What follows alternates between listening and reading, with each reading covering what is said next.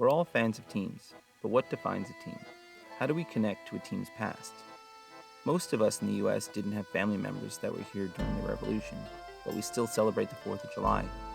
Like an inherited history, the teams we root for existed before we were born. But we have connections to those origins. Meet any Yankee fan, and they'll mention 27 World Series faster than a vegan tells you they don't eat meat. Younger fans have memories of maybe only one of them, but they will hold that 27 over every other fan's head as if they saw Babe Ruth himself. Every team's fans know if their team hasn't won it all, or doesn't have an MVP, a Cy Young winner, or a no-hitter. So again, we ask, what connects us to our team's history? The players. How close are we to our team's inception? How many steps does it take to go from day one to today? That is what we will be exploring here. Today's team is my team, the New York Mets. Established in 1962, we will find out in how few steps we can make it from that 120-loss team to today's 101 team. Let's start at the beginning. 1962. The city's National League fans are still despondent over the loss of the Dodgers and Giants when the Mets take the field for the first time. Filled with a list of cast-offs and never-weres, most of that team was gone and forgotten long before the miracle Mets of '69. Only 2 members of that initial squad made it to that championship season. One was Al Jackson, an OG Met who spent time with the Pirates before the Mets, but was dealt to the Cards in 1965 before returning in '67 and leaving the team again in July of '69. That leaves only one member of the original team. Our first step today begins with the man who holds the title for the longest tenure with the Mets ever at 18 seasons. Say hello to Ed Kranepool. It takes skill to reach the majors, but a dash of luck and timing can be of great help. Take Rangers pitcher Jim Morris, who made his MLB debut at the age of 35. This former high school coach could throw gas, but it took the creation of the Rays in 1998 to dilute the talent pool enough where a guy closer to Social Security than birth would be given a shot at the majors. For his story, see the movie The Rookie. That being said, it took the same kind of pool dilution to give Ed Kranepool such an early call-up. Ed Kranepool made his MLB debut on September 22, 1962, going 0 for 1 as a late-game replacement for longtime Brooklyn Dodger and future Mets manager, Hall of Famer Gil Hodges. Ed Kranepool signed with the Mets on June 27th and made it to the majors in just 3 months. Ed Kranepool made his Mets debut at the age of 17. Yes, 17. He only played in 3 games that season, but he would retire a lifelong Met after the 1979 season. He took his opportunity and ran with it. If we want to be technical, even though Ed Kranepool is considered an original Met, he wasn't actually on the roster for opening day. But Gil Hodges, the man he replaced at first, was. If you want to get even more technical, the original Met was a man named Hobie Landreth. In order for the league to expand in 1962, an expansion draft was held in 1961. The first pick of that draft went to the Colt 45s, who would quickly change their name to the Houston Astros. With the second pick in that draft, the Mets chose Hobie Landreth. Hobie was taken from the Giants and was nearing the end of his 14-year career. He did play his first game for the Mets alongside Gil Hodges, but he never played with Ed Kranepool, as Hobie was traded to the Orioles on June 7th as the player to be named later to complete a May 9th trade. Or you could go with Richie Ashburn, who was the first Met to take the field, leading off on opening day with a flyout to left center into the glove of Curt Flood, playing for the Cardinals. Curt Flood would go on to claim his place in baseball history as the man who ushered in free agency when he refused to go to Philly once traded there by the Cardinals. See the HBO documentary, The Curious Case of Curt Flood, for more on his story. So we have to make a couple of jumps to get to Ed, but since he played for the '62 Mets, we're going to start there. Ed Kranepool won't be found in the Hall of Fame without a ticket, but he was a productive Major League player for his career, finishing with a 4.2 WAR. His standout season was 1971, when he hit for a career-high 786 OPS, good for a 124 OPS plus. Ed Kranepool is the type of player every Met fan has heard of, but no other team's fans have. Every team has these players, so familiar to their fans, but unheard of to all others. His retirement brings us to the 1979 season. This was a dark time for the team. A 63-99-1 finish. Yes, this team was so dreadful that they accomplished something thought impossible in baseball, the tie. On May 25, 1979, the Pirates were leading the Mets 3-1 in the bottom of the ninth. A leadoff single by Joel Youngblood sparked the Mets' offense to tie the game and send it to extras. Enter the bottom of the 11th. That same Joel Youngblood steps up to the plate and triples to set the stage for a Mets walk-off. Runner on third, no one out, home game. This one's in the bag. Let's see what happens. Nothing. Nothing happens. The game was called. Was it raining? Did a hurricane just suddenly appear over Shea Stadium? Did all the fans already leave, and the umpires wanted to answer the eternal question, if a team wins and no one's around to see it, did it really happen? No, it was fog. They later replayed the game from the start, hence the 163-game season, but the tie stood. Anyway, this is that vaulted 1979 squad. One of the many dark periods in Mets history, the 1979 Mets represented the nadir of that era, missing a 100-loss season by only one game.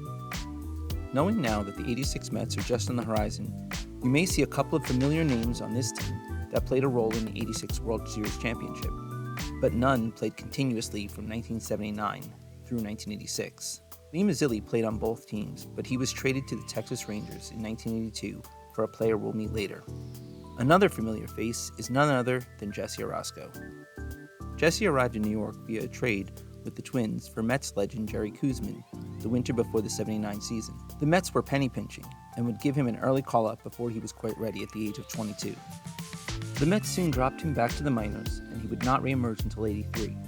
Upon his return, he was a full-time reliever, which enabled him to complete a 24-year career and hold the all-time record for most appearances for a pitcher. So while it would be nice to have the lefty closer so closely associated with the 86 team on this string, it would leave a giant gap in 1980, where he wasn't on their roster. So there was no way to jump from the nadir of the Mets to its zenith. Who then can play the connector between these two very different periods of Mets history? Two players made it to 1984, Craig Swan and John Stearns.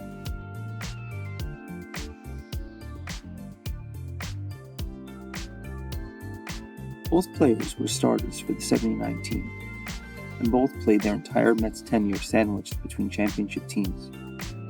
Craig Swan was drafted by the Mets in 1972 and made his MLB debut just 1 year later in 1973.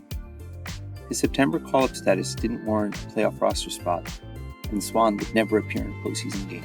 By his final year with the Mets, injuries had sidelined him, and an ineffective move to the bullpen pushed Swan off the team when the Mets released him on May 9, 1984. John Stearns finished the 84 season with the Mets, but had a very similar career trajectory to Swan. Coming to the Mets at 23 in 1975, Stearns would be a four-time All-Star for the Mets during the dark times of the late 70s. By the time 1984 rolled around, injuries had derailed his career, appearing in only 12 games over his last two seasons. The Mets would release Stearns on November 3, 1984, a month before the Mets would acquire their next backstop from the Expos, Gary Carter. Whichever route you take to 1984, the important part is that we are now in 1984. For symmetry reasons, I would like to go with Stearns. John Stearns would play his final game on September 30th, 1984. As starting catcher, he would close out his career while the reigning NL Rookie of the Year patrolled right field.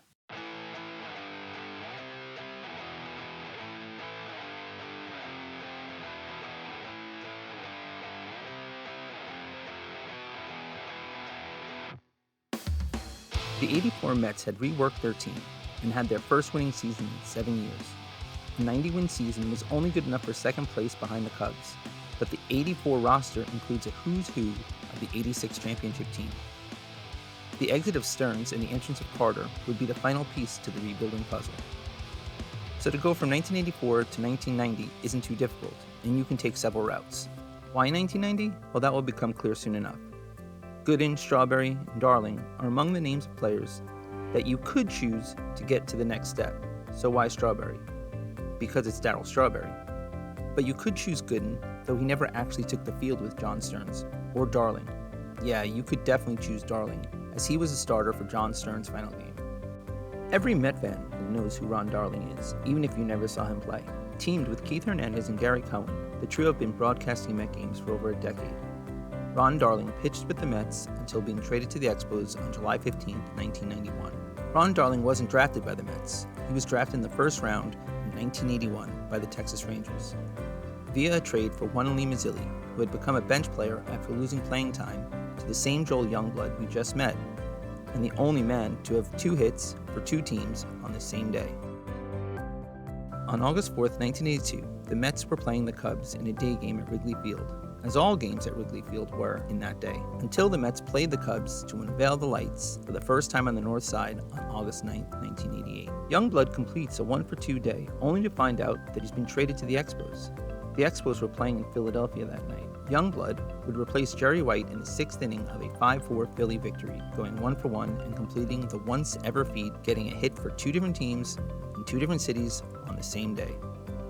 Ron Darling was a minor league prospect and didn't make his debut in the majors until September 6, 1983. In the first game, Darling dazzled, throwing 6 in the 3rd innings, allowing only 1 run and striking out 6.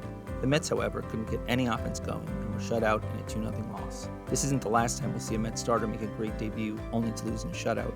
So in your headcanon, you can go with Darling if you want, but we will go with Strawberry, not just because he played with John Stearns, but because it was that inept 1979 team that enabled Strawberry to be a Met to begin with. Perhaps the face of the '86 Mets team, a first-round pick in the 1980 draft, the aforementioned '79 team that was so bad they tied a game, guaranteed themselves the first overall pick in the 1980 draft. That pick would be used on a lanky kid out of LA, Darryl Strawberry. Darryl would make his debut with the Mets on May 6, 1983, going 0-for-4 with a run scored and 2 walks, as the Mets rallied for 2 in the 9th to tie and then 3 in the 13th to walk off the Reds. The winning run being scored by Strawberry, having walked earlier in the inning and stealing his first base. George Foster's 3-run bomb got Straw's career started on the right foot. Darryl would light up the city for 8 years in Flushing before being wooed back home to LA for a whopping $20.25 million 5-year deal. Now this might sound like the 1-year salary of a qualifying offer today, but in 1990 this put him among the highest paid players in the game. The Mets would use all that freed up cash the following year to sign Bobby Bonilla. So even though Strawberry didn't live up to his full potential, at least the Dodgers aren't still paying him. Strawberry's time in the orange and blue had great heights and deep valleys, but it does get us to 1990.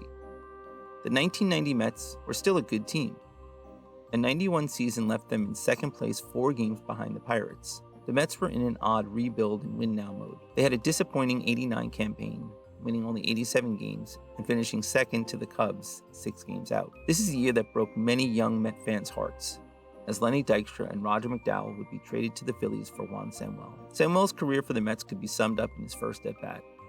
A deep fly ball to left center for an out instead of a home run. Fan favorite Mookie Wilson would be shipped off to Toronto, and Rick Aguilera would go to the Twins for local boy Frank Viola. So the 1990 Mets weren't packing it in, as they had just acquired the 1988 American League Cy Young winner. So they were still going for it. In the offseason, to bolster their bullpen, the Mets swapped lefties with the Reds to bring in another local product, the soft-tossing lefty, John Franco. John Franco and Darryl Strawberry would spend only 1 season as teammates, but 1 is all we need. John Franco would go on to blow some of the biggest games for the Mets through the late 90s and early 2000 teams. But he did end up with over 400 career saves, a classic strikeout of Bonds in the playoffs, and a few local car commercials. For John Franco, a local Brooklyn boy, as anyone could guess from the second he opened his mouth, coming to the Mets was a no-brainer, and he would stay with the Mets until 2004, when he would sign with the Astros for the last year of his career. In his 14th season with the Mets, Franco would save 276 games, and only blowing the ones that really counted. Not that I'm bitter. Plenty of blame should go to Benitez. Hell, there's enough blame to go around for everyone.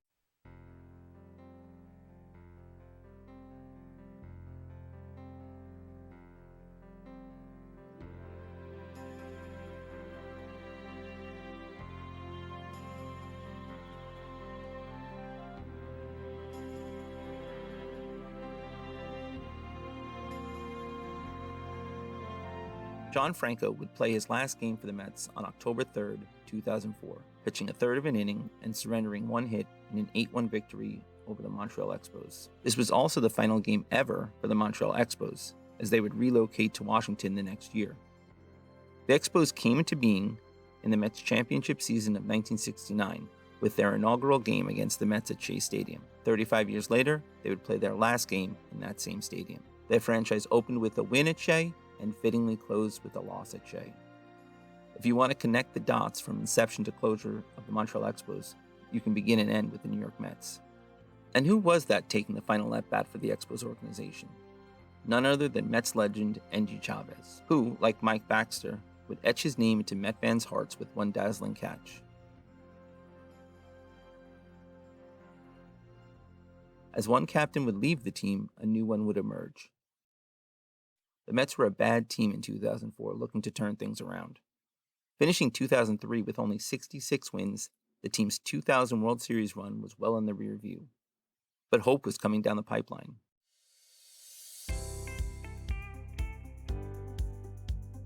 The previous year saw a young fleet of foot prospect named Jose Reyes get called up, and in 2004, it was David Wright's turn.